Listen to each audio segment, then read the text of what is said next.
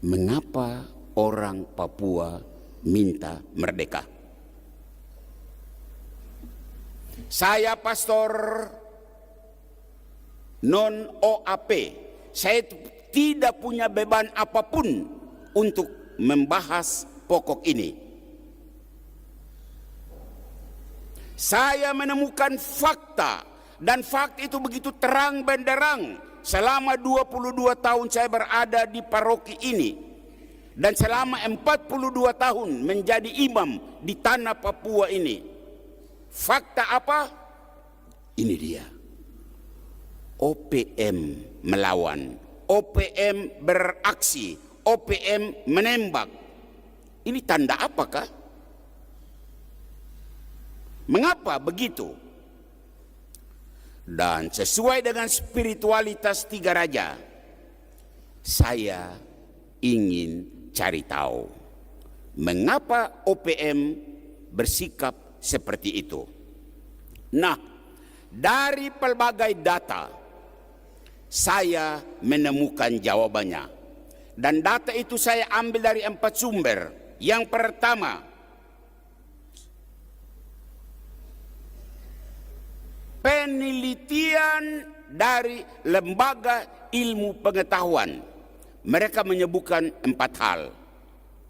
Yang kedua, Memoria Passionis dari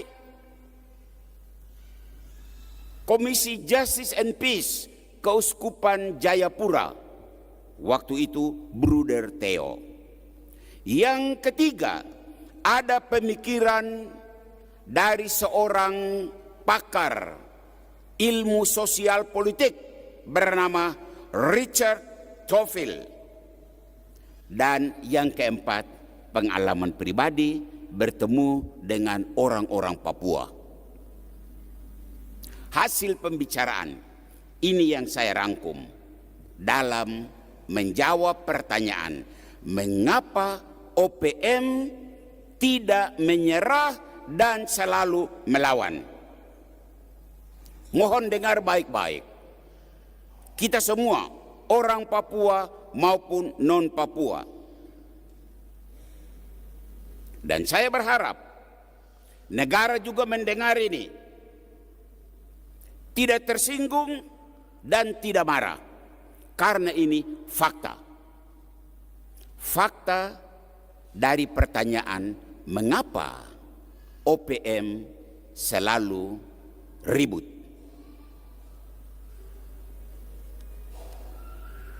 Yang pertama, OPM merasa tidak pernah memilih masuk menjadi Indonesia.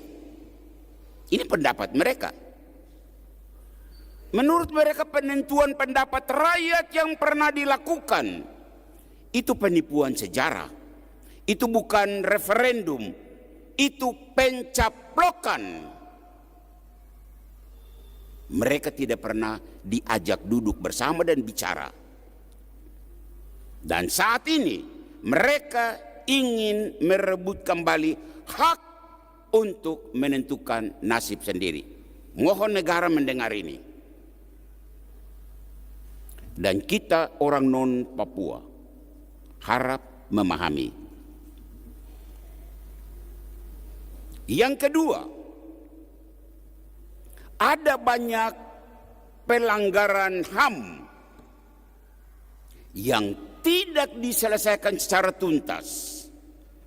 Banyak kasus kekerasan, pembunuhan, penghilangan terhadap orang-orang Papua tidak diadili secara transparan. Akibatnya, dan ini sangat disayangkan, aparat keamanan tidak lagi dilihat sebagai pelindung rakyat, tetapi sebagai ancaman. Mohon negara memperhatikan hal ini untuk tidak mengorbankan aparat yang juga menjadi korban di hutan-hutan sana.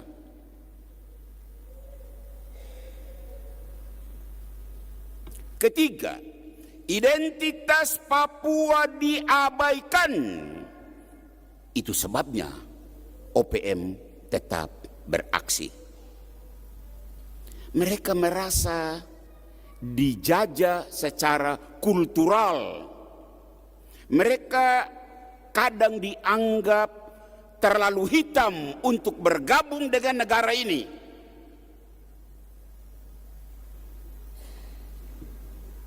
Mengucapkan kalimat ini saya sedih.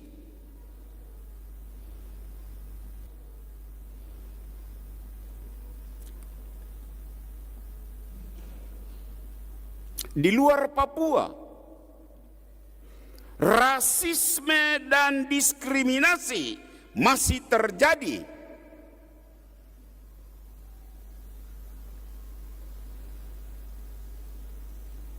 Pernah mereka disebut monyet. Itu sangat menyedihkan.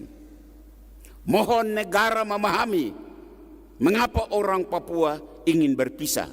Karena ini salah satunya.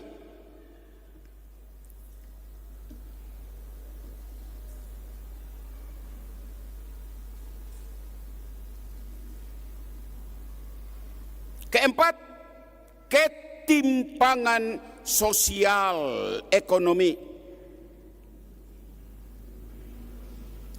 Ketimpangan itu begitu menusuk kalbu. Di pedalaman Papua, di postingan-postingan, kamu lihat apa yang terjadi? Mama-mama Papua kumpul sayur dan buah, mereka pergi ke pos tentara dan mereka menukar dengan beras. Sementara saat yang sama negara ini mengirimkan beras bertonton ke Palestina. Itu sakit.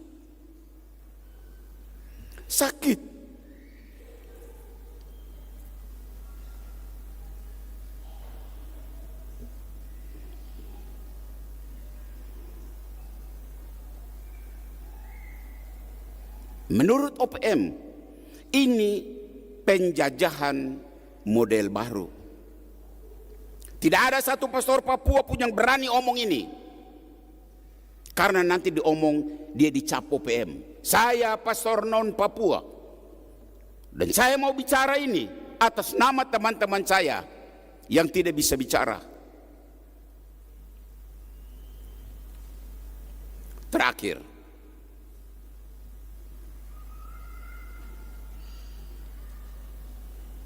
perjuangan OPM dan orang-orang Papua yang ingin memisahkan diri dari republik ini bukan sekedar aksi politik, tetapi masalah martabat. Martabat manusia Papua. Menjadi merdeka itu bukan soal bintang kejora, bukan, tetapi soal harkat dan martabat. Mereka berpendapat kami juga mau berdiri sejajar dengan bangsa-bangsa lain di dunia ini dan tidak mau tetap dianggap sebagai daerah tertinggal yang tetap disuplai dari pusat. Mohon negara mendengar ini.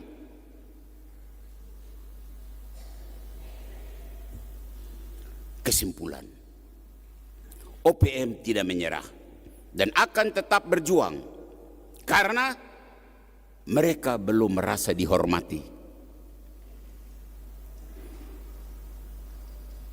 Selama luka sejarah tidak diakui, mereka akan tetap berjuang.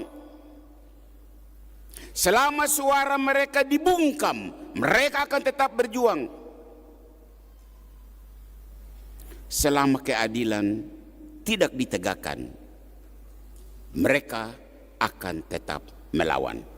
Inilah refleksi pribadi saya, Pastor Amandus Radat, yang selama 42 tahun menjadi imam di tanah Papua dan selama 22 tahun berada di kota Timika, di Keuskupan Timika, di paroki katedral ini. Saya mencoba untuk menyusun pemikiran ini dari pelbagai sumber, termasuk dari orang-orang Papua sendiri yang bicara secara pribadi. Di hari pesta Tiga Raja ini, di hari ulang tahun imamat, saya dan Pastor Rinto mohon diterima refleksi ini. Selamat Hari Raya Penampakan Tuhan Pesta Tiga Raja. Pesan pastor adalah, saya sudah tua dan mungkin tidak bertahan lama lagi. Maka pesan adalah, Pastor Rinto dan pastor-pastor muda bersama umat, teruslah mencari jawaban atas problem-problem kehidupan. Sebab itulah spiritualitas 3 orang Majus dari timur. Tuhan memberkatimu, Tuhan memberkati kita semua. Amin. Kita hening sejenak untuk merenungkan firman Tuhan ini.